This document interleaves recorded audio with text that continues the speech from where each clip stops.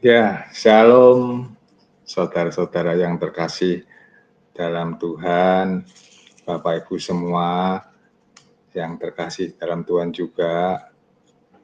Jumpa kembali dengan saya, Pastor Setiawan ya. Saya hari ini tetap membawakan tema yang diberikan oleh gereja yang mengundang saya, yaitu tentang purpose driven life ya. Rabu kemarin saya share tentang bahwa Tuhan punya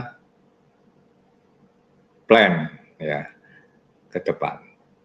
Tuhan menciptakan manusia dengan satu tujuan, bahwa Dia ciptakan manusia untuk mengelola bumi, karena Tuhan kita adalah Tuhan yang memiliki tujuan.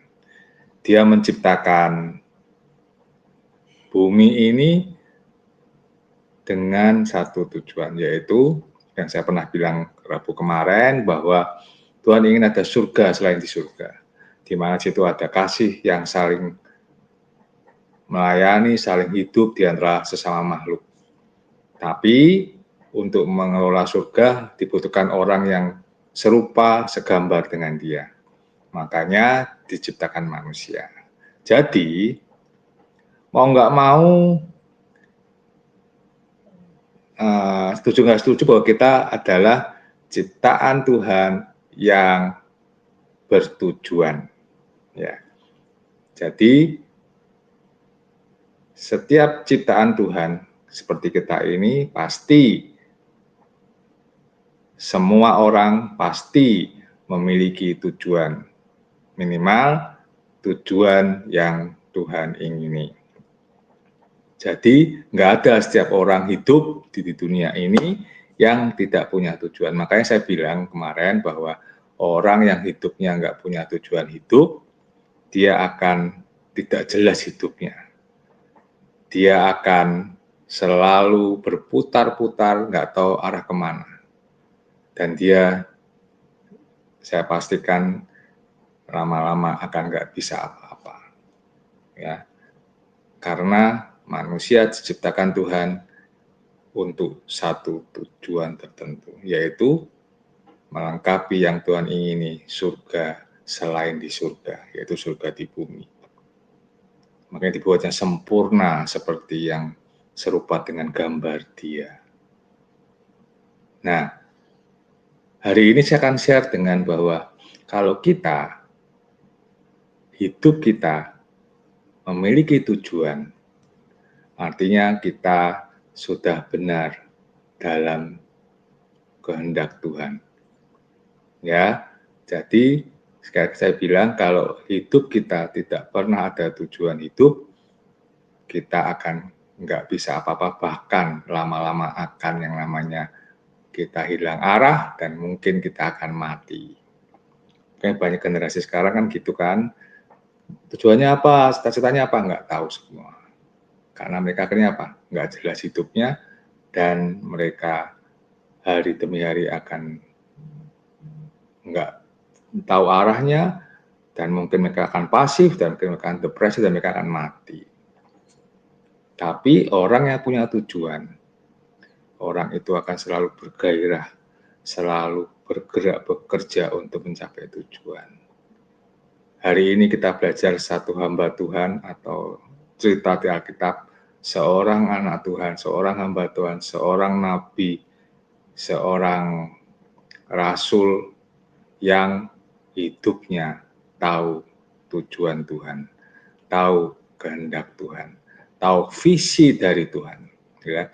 Beberapa Rabu ke depan saya akan banyak berikan contoh-contoh di Alkitab, hamba-hamba Tuhan, para nabi yang memiliki visi dari Tuhan. Dan saya pastikan, saya buktikan bahwa setiap orang, setiap hamba Tuhan ini yang punya visi dari Tuhan, hidupnya akan selalu disertai Tuhan. Hidupnya akan terus diberkati Tuhan. Hidupnya akan terus dilindungi oleh Tuhan. Karena apa? Karena kita melakukan kehendak Tuhan. kita melakukan visi Tuhan. Dan Tuhan itu kalau memberi visi, Dia tidak pernah meninggalkan begitu saja. Dia akan selalu melengkapi, menyertai kita. Ya. Nah, manusia mau nggak mau harus ada dalam area-area yang Tuhan sedang siapkan untuk mencapai tujuan Dia. Ya, jadi kita ini hidup sudah ada jalannya, sudah ada planningnya yang akan mencapai tujuan Tuhan di sana nanti. Tuhan ngomong alfa dan omega, artinya Dia yang awal, Dia yang akhir. Awal dan yang akhir, berarti satu perjalanan yang harus dikerjakan untuk mencapai akhir seperti maunya. Dan kita semua ada di jalan itu. Makanya saya percaya bahwa setiap hidup kita itu sudah diatur, sudah direncanakan oleh Tuhan kita harus bagaimana. Kita harus melakukan apa untuk mencapai tujuan itu. Makanya Tuhan selalu bilang gini kan, orang yang Dia kenal adalah orang yang melakukan kehendak-Ku, bukan orang yang bernubuat demi nama-Ku, mengusir setan, tapi yang melakukan kehendak-Ku. Dia kenal orang itu. Karena apa? Kalau kita melakukan kehendak Tuhan, artinya kita dalam rencana Tuhan. Tuhan tahu siapa anak-anaknya, hamba-hambanya yang ada di jalannya Tuhan. Dan orang-orang itu dipastikan akan terus disertai dan dilindungi sampai menggenapi rencana Tuhan itu. Hari ini kita belajar seorang dibilang nabi, seorang hamba Tuhan bisa, tapi dia ini luar biasa. Yaitu siapa? Musa. Buat saya Musa ini salah satu hamba Tuhan yang dia ngerti persis bahwa dia adalah orang yang dipilih Tuhan untuk melakukan visi Tuhan. Musa tahu persis dia orang yang ada dalam rencana Tuhan. Sehingga melalui dia, kalau kita lihat dampaknya luar biasa.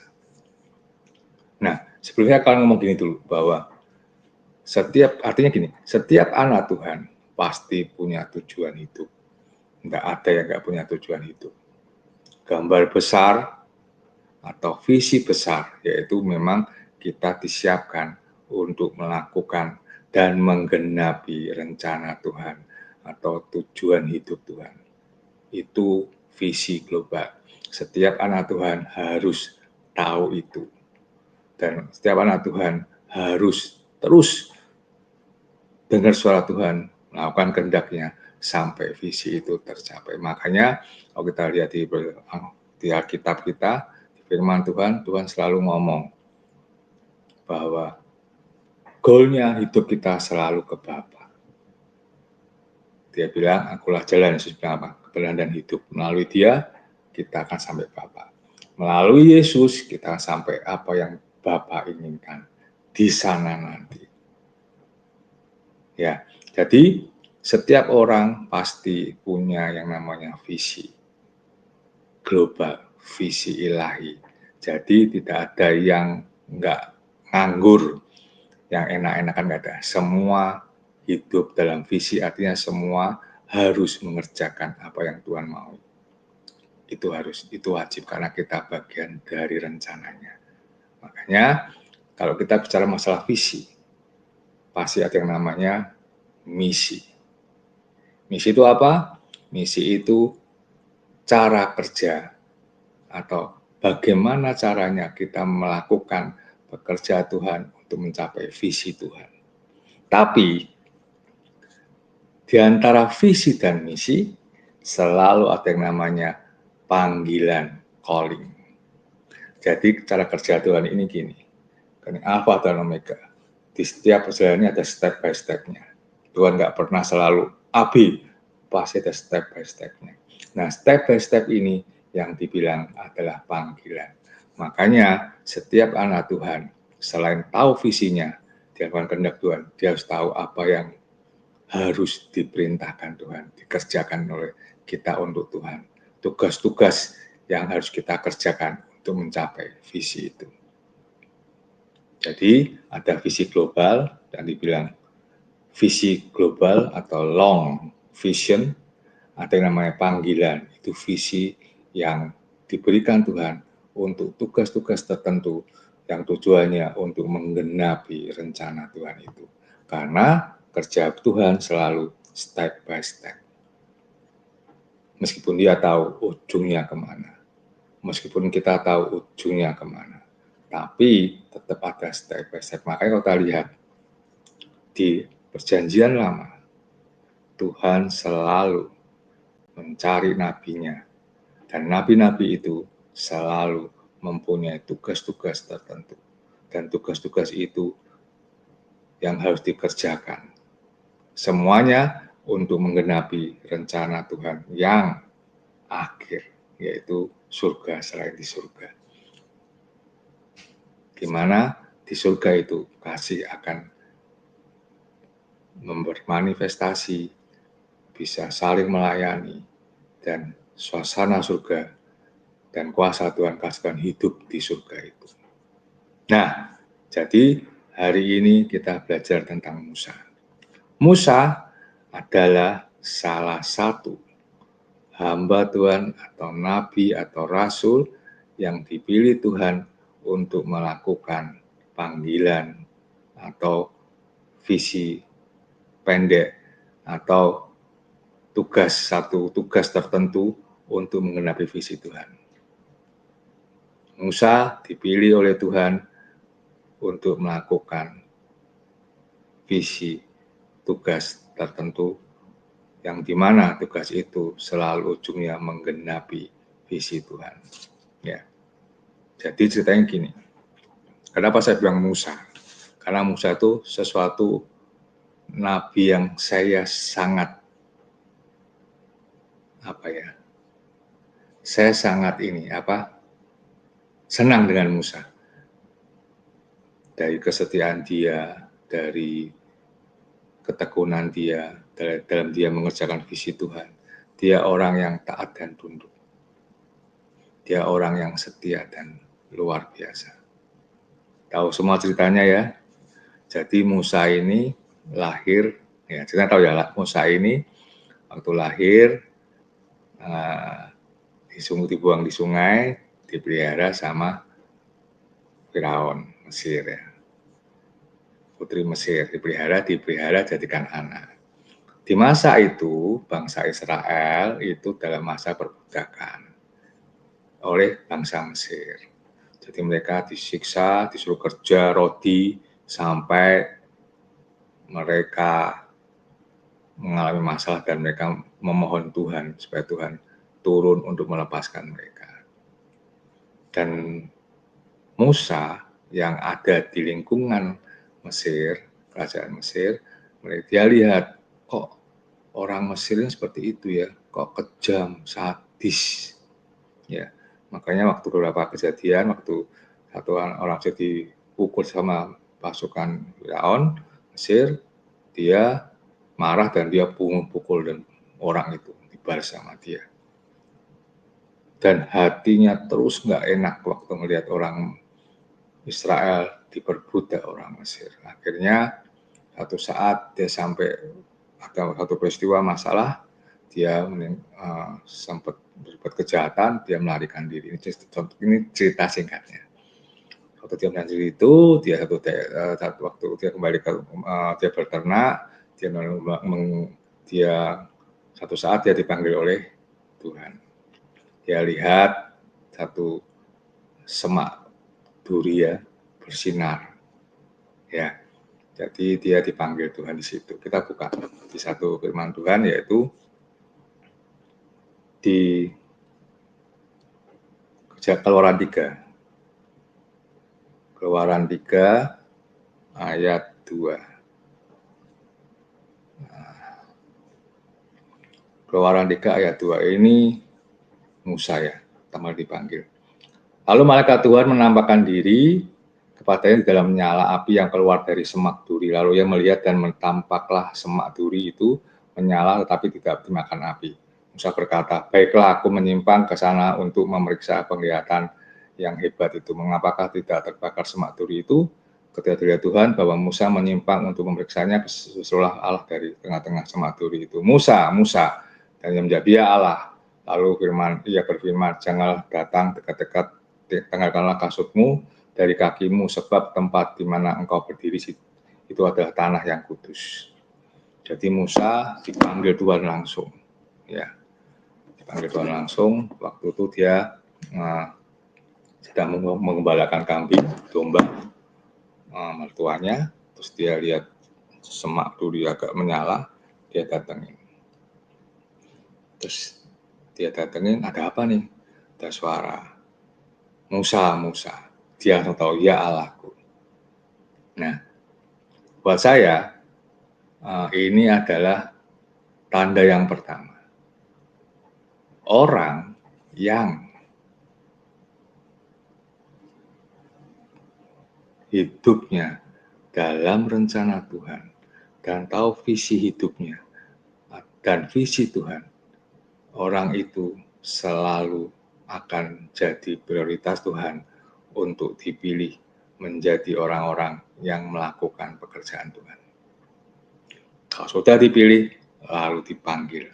Nah, jadi buat saya, orang seperti kita ini, anak-anak Tuhan, adalah orang-orang pilihan. Karena kita orang pilihan, makanya kita pasti dipanggil untuk tugas-tugas tertentu. Itu pasti. Jadi, kalau kita yakin kita ada dalam rencana Tuhan untuk menghadapi visi Tuhan, pasti kita, tanda yang pertama, kita selalu akan menjadi prioritas Tuhan untuk dipanggil untuk melakukan tugas Dia. Kenapa? Karena kita adalah orang-orang pilihan. Orang pilihan itu adalah orang-orang yang hidupnya benar dalam Tuhan, tahu kehendak Tuhan, dan melakukan kehendak Tuhan. Itu orang pilihan. Makanya kalau kita bilang sebagai anak Tuhan, terus kita bingung, kita mau ngapain ya jadi anak Tuhan? Terus gimana lagi? Terus kita ngapain? Mau kemana kita?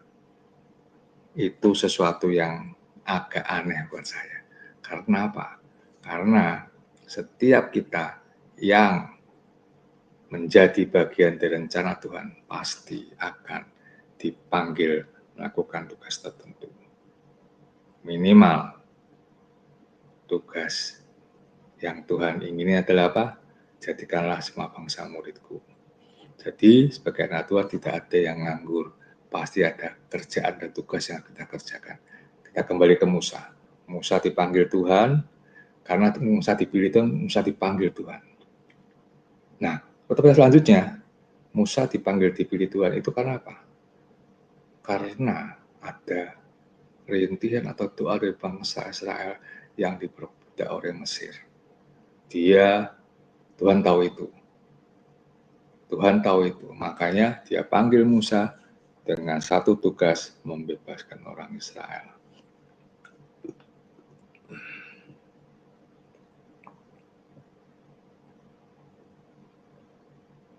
Ya, dibilang ayat 7-nya, Kejadian 3 ayat 7 dibilang gini, Kejadian 3 ayat 7 dibilang gini, dan Tuhan berfirman, aku telah memperhatikan dengan sungguh kesengsaraan umatku di tanah Mesir, dan aku telah mendengar seruan mereka. Jadi Musa dipanggil karena ada keseruan dari bangsa Israel.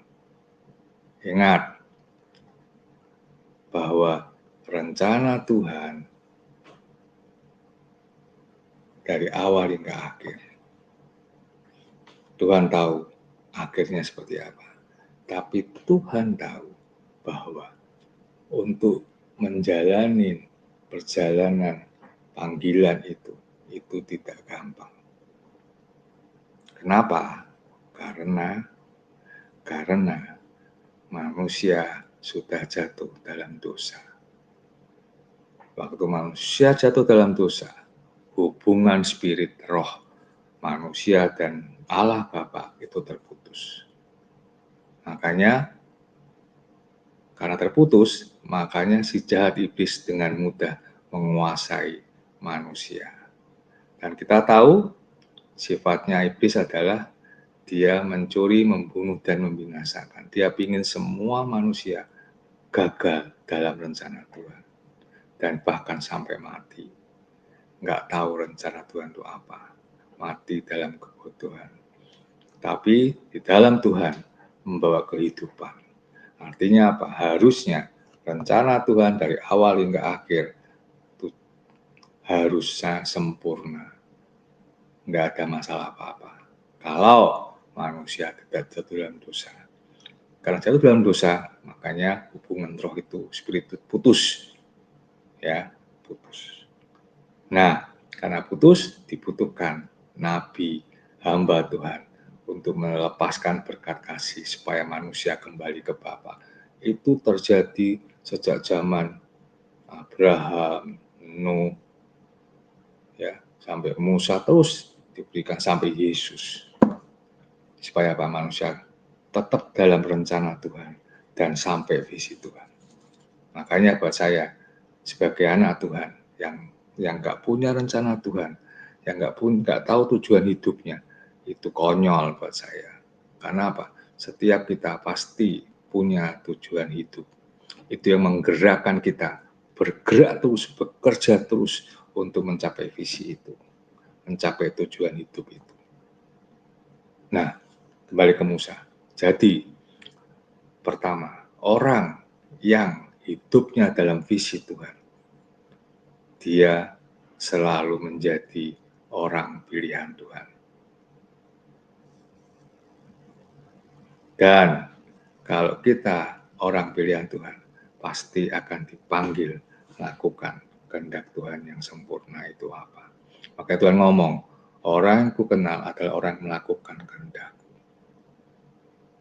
Dipanggil untuk melakukan kehendak Tuhan. Musa dipilih dan dipanggil.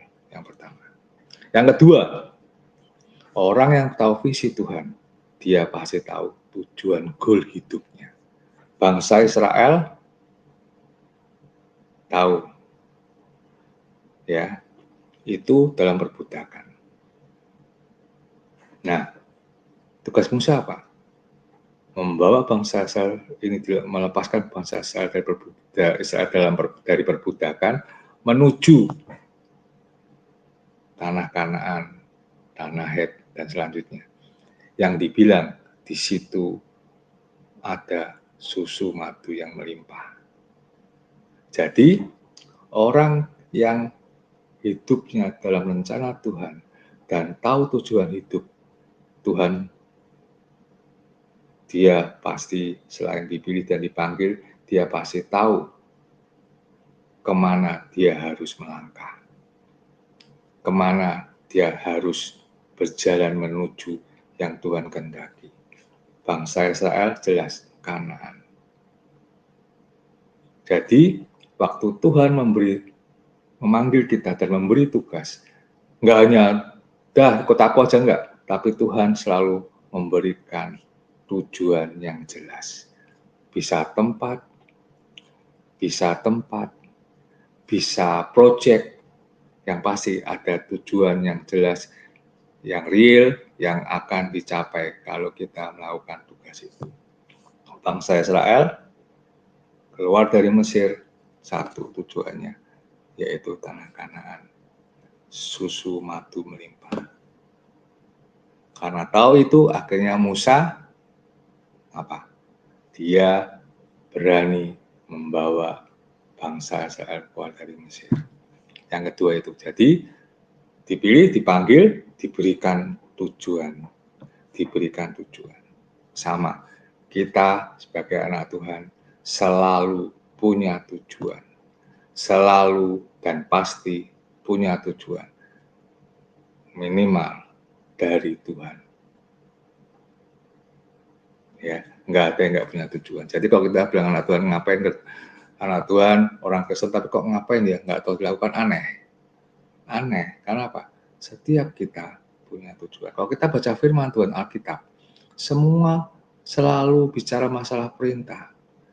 Pergilah, jadikanlah, jadi saksi, ya, semua perintah.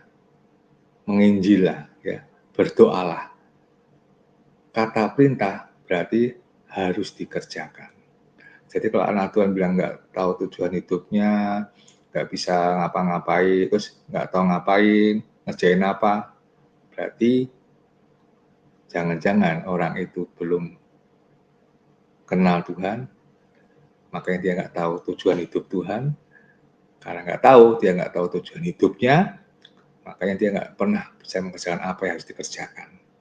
Tapi anak Tuhan selalu tahu kemana dia harus melangkah. Seperti Musa, dia tahu bangsa Israel dibawa ke tanah Kanaan. Ya, yang kedua. Yang ketiga apa? Tuhan itu kalau memanggil kita, ya, dia selalu nggak hanya manggil, dia selalu memberi kita otoritas dan kuasa. Waktu Bapa atau Tuhan Allah memanggil Musa, dia memberi otoritasnya dengan apa? Dengan yang namanya tongkat. Waktu dia mau ketemu, kita buka aja ayatnya ya. Keluaran 4, ayat 4 ayat 17.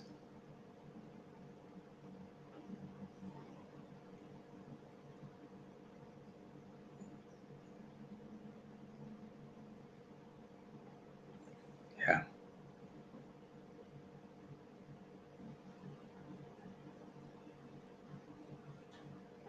Dia bilang gini ya, itulah gini.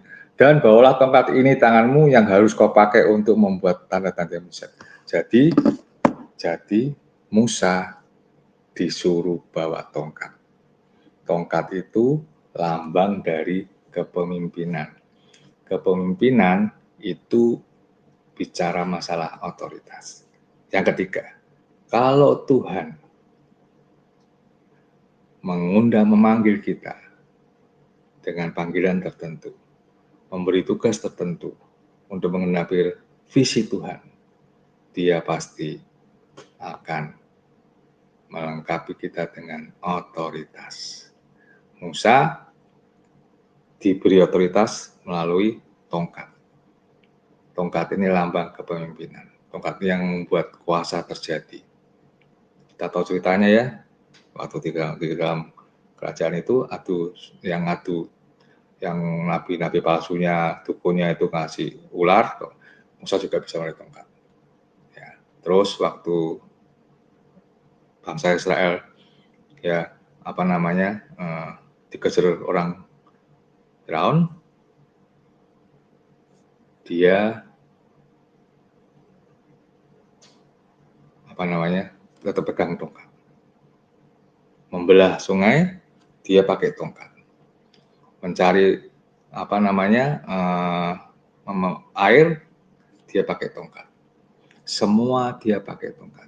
Karena tongkat bicara masalah kepemimpinan dan otoritas.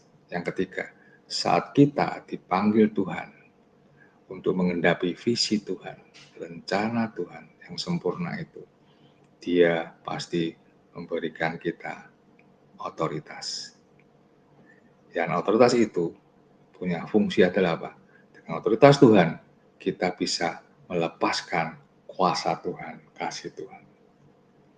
Jadi, kalau kita benar tahu kita dalam kehendak Tuhan yang sempurna, visi Tuhan, kita pasti memiliki otoritas itu. Kita selalu memiliki otoritas itu. Dan kita punya kuasa, kasih yang seperti Tuhan miliki. Yang keempat, yaitu bangsa Israel keluar dari Mesir, padang gurun. Apa yang dilakukan Tuhan? Tuhan tetap menyertai Buktinya apa? Dia memberi burung puyuh dan mana. Dia kasih tiang awan, tiang api. Artinya apa? Kalau kita masuk dalam rencana Tuhan yang sempurna, nggak usah takut, Tuhan pasti menyertai kita. Kita nggak akan pernah kekurangan. Kita nggak akan pernah mengalami kekosongan atau bingung atau nggak bisa apa-apa. Karena apa? Tuhan selalu ada bersama dengan kita. Makanya orang yang hidupnya dalam penyertaan Tuhan, selalu dia akan disertai Tuhan. Apapun yang dikerjakan pasti semuanya berhasil. Yang keempat, disertai. Ayatnya banyak. Di Keluaran 37, ayat Keluaran 37 itu Tuhan memberikan mana burung puyuh untuk makan. Enak loh ya, makannya daging sama roti, ya. Wow, istimewa itu. Dia sertai. Tapi yang namanya bangsa Israel yang hidupnya masih dalam dosa, ya, yang hidupnya hanya ngeluh, hidupnya dengan kedagingan, tegar tengkuk, masih aja dia ngeluh, nggak puas. Tapi kita hari ini nggak bicara masalah itu, kita bicara masalah Musa. Musa tahu persis kalau dia dalam kehendak Tuhan, taat Tuhan, Tuhan selalu beserta dengan dia, Immanuel. Maka dia berani melangkah, membawa banyak sekali ribuan orang keluar dari Mesir. Karena apa? Dia sudah lihat banyak bahwa Tuhan menyertai dia. Ya, dipilih dan dipanggil. Terus yang kedua, kalau Tuhan ke dalam tangan Tuhan apa? Kita tahu tujuan yang pasti, karena Tuhan pasti real. Tuhan nggak pernah memberi tujuan yang nggak real, saya real, tempatnya apa, proyeknya apa, dan kita harus mengerjakan seperti apa. Itu Tuhan kita. Jadi nggak pernah kita di dalam Tuhan, tujuan itu kita mengawang-awang, enggak. Semua real, Tuhan maunya apa. Kita ikutin saja, kita jalanin, dan dipastikan kita pasti punya otoritas, karena kita butuh otoritas itu supaya apa? Kita bisa melepaskan kuasa dan kasih. Dan yang terlebih lagi, kita selalu disertai oleh Tuhan. Yang kelima adalah kalau kita dalam Tuhan, ya, kita pasti akan dituntun. Jadi kalau kita jalan itu, kita selalu dituntun. Orang yang hidup dalam visi Tuhan, dalam rencana Tuhan, hidupnya pasti akan dituntun oleh Tuhan. Peristiwa tiang awan, tiang api, itu yang menuntun kemana bangsa Israel harus jalan dan pergi menuju Kanaan. Ya, jadi orang yang hidupnya dalam rencana Tuhan, hidupnya dalam rencana Tuhan untuk menghadapi visi Tuhan. Yang kelima adalah ia selalu hidup dalam tuntunan Tuhan. Dan begitu dengan apa? Tiang awan dan tiang api yang menuntun mereka. Tapi itu bisa terjadi karena apa? Musa yang selalu duduk diam nurut kata Tuhan. Dia selalu, kalau kita lihat di Keluaran, dia selalu naik gunung berdoa, Tuhan, aku harus ngapain. Jadi nggak usah takut kalau kita hidup dalam rencana Tuhan untuk menggenapi tujuan Tuhan. Kita selalu dalam tuntunan Tuhan. Dia selalu bersama dengan kita. Dia tahu di depan kita ada lubang atau belok. Dia tahu itu. Makanya dia bilang, ayo ikut renungkanlah firman Tuhan siang dan malam. Engkau akan bertindak hati-hati. Dan semuanya berhasil. Jadi Tuhan yang punya rencana awal dan yang akhir harus tergenapi. Dia tahu jalan-jalannya, mana yang terbaik buat kita. mana yang sesuai dengan kita, mana yang harus kita jalani. Kalau kita ikuti kehendak Tuhan, kita akan berjalan dengan Tuhan dalam tuntunan Tuhan, dan hidup kita pasti berhasil mengatasi semua masalah yang ada. Karena Tuhan sudah tahu di depan kita ada apa. Dia yang punya jalan dari awal hingga akhir.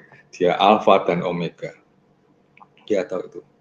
Kalau kita mau hidup kita tetap dalam jalannya Tuhan, untuk mencapai tujuan Tuhan, kita harus selalu tunduk, dengar suara Tuhan. Karena Dia akan menuntun kita kemana kita melangkah. Bangsa Israel ada tiang awan, tiang api. Itu yang mengarahkan mereka menuju Kanaan. Itu aja masih lama. Karena apa? Tegar. Manusia, ya kadang kita seperti itu ya. Kita kadang-kadang kalau udah pintar, udah tahu, udah orang berbakat, udah bisa segalanya, kadang-kadang kita sudah nggak butuh Tuhan. Kita ngerasa, oh jalan ini baik, itu baik, kanan baik, kiri baik, kanan jahat, kanan salah, kiri salah. Terus kita lakukan itu semua, dan ternyata itu bukan jalannya Tuhan.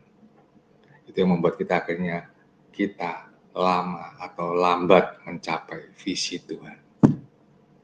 Visi Tuhan. Ingat, kita selalu ada dalam visi Tuhan. Kita memiliki visi Tuhan.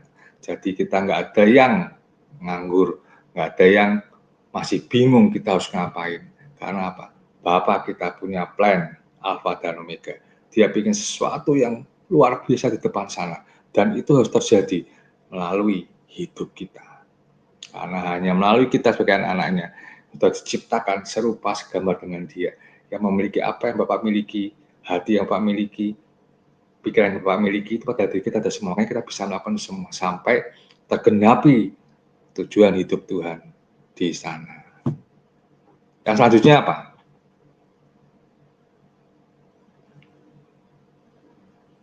Hidup kita selalu dilindungi oleh Tuhan. Fungsi tiang awan, tiang api. Kalau tiang awan, padang gurun itu panas sekali. Dengan tiang awan, bangsa Israel nggak akan kepanasan. Malam dingin sekali.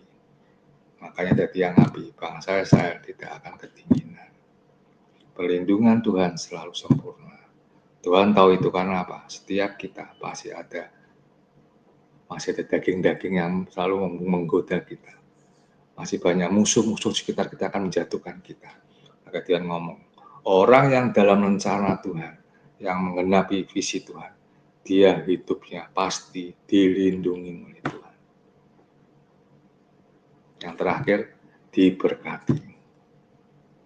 Orang yang dalam rencana Tuhan selalu diberkati. Bangsa Israel diberkati enggak? Diberkati. Dia bisa makan enak. Puyuh, burung puyuh, dan roti. Itu istimewa loh, zaman itu. Makan daging loh. Berkat melimpah dan nggak pernah kekurangan. Makanya kalau kita tahu visi Tuhan, kita tahu kehendak Tuhan, kita tahu kita ada dalam visi kehendak itu. Kalau kita dipanggil Tuhan, kita harus jalanin itu. Nggak usah takut, nggak usah khawatir. Karena apa? Kalau Tuhan suruh kita melakukan kehendak Dia untuk menggenapi rencana Tuhan, visi Tuhan di depan sana, Dia pasti apa? Dia pasti tahu kita adalah orang pilihan dan kita dipanggil untuk melakukan kehendak Tuhan sempurna. Kedua apa? Tuhan selalu memberikan tujuan, goal yang real di depan sana yang harus kita kerjakan supaya kita bisa tahu bahwa yang kita lakukan ini bukan suatu yang awang-awang, tapi jelas tujuannya apa. Bangsa Israel tahu di depan sana ada sumatu melimpah, ada kemerdekaan. Maka dia melangkah untuk itu. Yang ketiga, kalau Tuhan panggil kita lakukan tujuan Tuhan, dia akan selalu diberi otoritas, diberi kepemimpinan dari Tuhan sendiri, yang dia selalu ada bersama dengan kita melakukan kuasa dan kasih yang sempurna. Otoritas ada dalam diri kita. Makanya perintah Tuhan yang untuk manusia apa? Waktu penciptaan, takluk, beranak cuculah dan taklukkanlah bumi. Kita harus menguasai bumi, itu otoritas kita. Yang harusnya apa? Kalau ke dalam rencana Tuhan dan melakukan kehendak Tuhan, yaitu kita disertai Tuhan. Kita nggak usah takut. Tuhan selalu menyertai kita. Tuhan selalu apa? Selanjutnya menuntun kita. Dia nggak pernah meninggalkan kita. Dia tahu jalan-jalan yang harus kita lalui. Makanya sebagai anak Tuhan yang memiliki visi Tuhan, ayo tanya Tuhan, turuti kehendak Tuhan, maka kamu akan lebih berhati-hati dalam menjalankan rencana Tuhan itu. Setelah itu apa? Dilindungi. Anak Tuhan yang hidupnya dalam rencana Tuhan dan visi Tuhan, hidupnya selalu dilindungi oleh otoritas ilahi. Dan kalau kita dalam perlindungan Tuhan, enggak ada satupun roh-roh kegelapan apapun juga bisa menjamah kita. Yang terakhir, diberkati.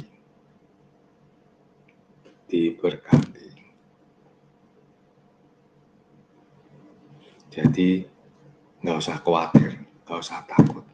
Orang yang hidupnya tahu tujuan hidup Tuhan, tahu tujuan Tuhan, tahu rencana Tuhan yang luar biasa, dia pasti akan diberkati. Tujuan ini yang akan kita alami saat kita ada dalam posisi melakukan tugas Tuhan, rencana Tuhan yang sempurna untuk menggenapi rencana Tuhan yang sempurna, yaitu di depan sana. Dan dia nggak main-main. Karena apa? Karena dia pingin semua anak-anak Tuhan ini menjadi orang-orang sama seperti Tuhan yang bisa mengelola surga-surga yang ada di bumi. Kamulah bangsa yang terpilih, imamat rajani, bangsa yang kudus. Tuhan kita memilih kita, nggak main-main. Kita sebagai menjadi imam dan raja dan bangsa yang kudus, orang-orang pilihan Tuhan. Makanya teman-teman, Bapak, Ibu, Saudara semua, ayo purpose driven life. Kita akan selalu bergerak, melayani, bekerja untuk Tuhan. Karena ada dorongan dari hati kita bahwa kita adalah anak Tuhan. Kita hambanya, kita adalah orang-orang yang disiapkan Tuhan menggenapi rencananya. Tapi, maka ketahuilah, Bapak kita, Bapak yang luar biasa. Dia punya plan yang luar biasa, dia punya tujuan yang luar biasa. Dan dia sudah siapkan semua, dan kita adalah orang-orang yang disiapkan Tuhan untuk menggenapi rencana Tuhan itu. Sekali lagi saya globalkan, jadi visi global itu kekal, alfa dan omega. Artinya di dalam visi global itu pasti ada perjalanan. Manusia ciptaan Tuhan itulah yang hidup dalam perjalanan itu, yaitu kita. Dalam perjalanan itu pasti ada yang namanya tugas-tugas yang harus dikerjakan untuk mencapai visi Tuhan yang akhir ini. Dan itulah dibilang calling, panggilan. Makanya setiap kita pasti punya calling dan panggilan. Ada panggilannya ke desa, ada panggilannya menjadi memiliki orang tua asuh, panggilannya untuk menjadi berkati bisnis. Nah, tapi semuanya itu untuk melengkapi, menggenapi rencana Tuhan yang sempurna itu, visi Tuhan yang sempurna itu. Dan kalau kita menjadi bagian dalam rencana Tuhan, maka Tuhan itu pasti yang pertama, dia selalu memanggil kita karena kita umat pilihannya. Dia selalu memberikan visi yang jelas, real, supaya kita berani melangkah, karena dalam Tuhan nggak ada yang awang-awang, semuanya nyata. Yang ketiga, kita selalu akan diberi otoritas ilahi sempurna, sama seperti yang Tuhan miliki. Kita akan selalu disertai, dituntun, diberkati, dan dilindungi. Supaya apa? Sebagai anak Tuhan, kita selalu ada dalam track-nya Tuhan, selalu aman. Meskipun banyak cobaan, godaan di sekeliling kita, si iblis selalu menggagalkan kita menggenapi rencana Tuhan, menggenapi visi Tuhan. Tapi kalau kita dalam kehendak Tuhan, kita lakukan kehendak Tuhan, kita akan terus berjalan,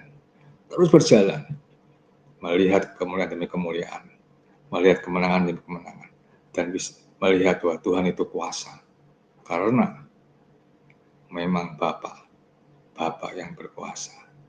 Tuhan Allah kita, Tuhan yang berkuasa. Dia sudah menang dari segala dosa. Dia sudah memenangkan menebus dosa kita semua. Kita menjadi anak ciptaannya, anak-anak yang sempurna, anak-anak kerajaan surga. Untuk itulah kita dipanggil untuk melayani Dia. Ya, itu dari saya, teman-teman, Bapak Ibu, Saudara semua. Ayo, yang belum tahu visi Tuhan, yang belum tahu visi hidupnya, mulai berdoa. Minimal, Bapak Ibu Saudara semua harus tahu visi Tuhan itu apa. Saya sudah bagi Rabu lalu. Ini contoh bahwa orang yang di dalam Tuhan, seperti Musa, hamba Tuhan ini, nabi ini, dia hidupnya selalu mengalami yang namanya penyertaan, perlindungan, tuntunan, berkat. Dan dia tahu apa yang dia kerjakan semua real, sesuai maunya Tuhan. Karena dia rindu dari hatinya bahwa dia memang ini tugasku, ini bagian hidupku untuk melaksanakan rencana Tuhan yang sempurna itu. Bersyukurlah kalau orang-orang sudah tahu tujuan hidupnya, tujuan Allah.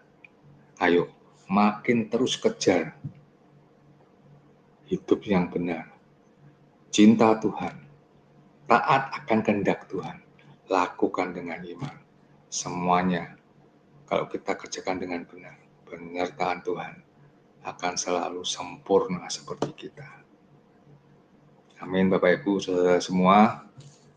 Ya, ini yang sudah saya sharekan.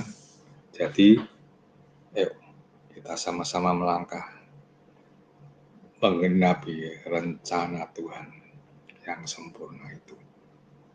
Kita harus bersyukur karena kita diberi tanggung jawab yang seperti Tuhan mau. Itu adalah anugerah yang luar biasa buat saya, buat kita semua. Oke, itu aja dari saya untuk kali ini. Ya, saya memang sudah share semua yang saya dapat dari Tuhan. Tapi saya percaya kalau Roh Kudus akan terus bicara pada Bapak Ibu Saudara semua, supaya makin hari makin ngerti bahwa Tuhan itu sayang Bapak Ibu. Tuhan sudah punya rencana yang luar biasa untuk Bapak Ibu Saudara semua. Dan itu harus digenapi supaya Bapa dimuliakan dan engkau dimuliakan. Yuk kita berdoa. Bapa, terima kasih untuk firman Tuhan untuk hari ini. Biar Kau yang sempurnakan firman Tuhan ini, Bapa. Kau yang sempurnakan firman Tuhan ini, Bapa.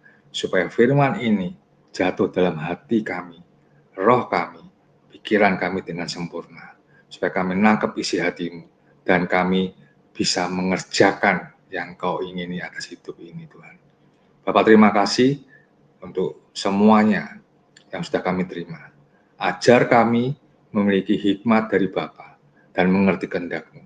Ajar kami memiliki kekuatan untuk mengerjakan panggilan-Mu, Bapa.